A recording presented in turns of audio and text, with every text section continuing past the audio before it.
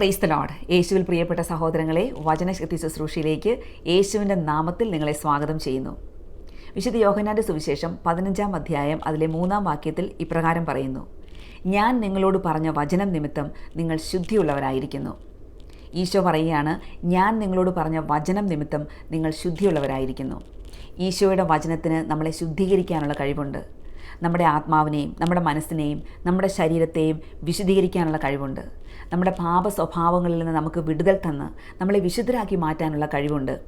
ദൈവത്തിൻ്റെ വചനം സജീവവും ഊർജ്ജസ്വലവുമാണ്. ഇരുതല വാളിനേക്കാൾ മൂർച്ചയേറിയതും ചേതനയിലും ആത്മാവിലും സന്ധിബന്ധങ്ങളിലും തുളച്ചു കയറി ഹൃദയത്തിൻ്റെ വിചാരങ്ങളെയും നിയോഗങ്ങളെയും വിവേചിക്കുന്നവയുമാണ്. ആകയാൽ നമുക്ക് ഈ വചനത്തെ ഹൃദയത്തിൽ സ്വീകരിക്കാം, വചനം വായിക്കാം, വചനം കേൾക്കാം, വചനത്തിൽ ജീവിക്കാം. അങ്ങനെ നമുക്ക് വിശുദ്ധരായി മാറാം. ഏത് പാപത്തിലാണോ ജീവിക്കുന്നത്, ഏത് പാപ സ്വഭാവത്തിനാണോ നാം അടിമപ്പെട്ടിരിക്കുന്നത്, അവിടേക്ക് കർത്താവിൻ്റെ വചനം അയച്ച് പ്രാർത്ഥിക്കാം. കർത്താവിൻ്റെ വചനത്തിന് വെളിച്ചം കടന്നു വന്ന് നമ്മളെ സ്വതന്ത്രരാക്കട്ടെ. നാം ആർക്കെങ്കിലും വേണ്ടി പ്രാർത്ഥിക്കുന്നുണ്ടെങ്കിൽ, പാപികളുടെ മാനസാന്തരത്തിന് വേണ്ടി, നമ്മുടെ കുടുംബത്തിൽ തന്നെ പലരും പല തരത്തിലുള്ള പാപ സ്വഭാവങ്ങൾക്ക്, തഴക്കദോഷങ്ങൾക്ക് അടിമപ്പെട്ടവരാണെങ്കിൽ അവിടെയെല്ലാം കർത്താവിൻ്റെ വചനത്തിൻ്റെ ശക്തി നിറയാൻ പ്രാർത്ഥിക്കാം.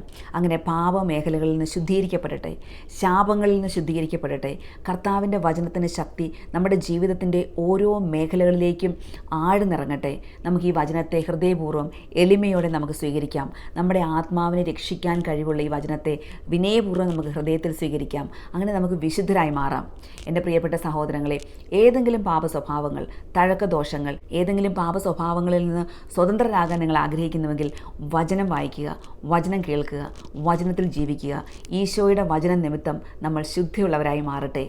ആമേൻ. നമുക്കെല്ലാവർക്കും പരസ്പരം പ്രാർത്ഥിക്കാം. എല്ലാവരും വചനശക്തിയാൽ നിറയട്ടെ.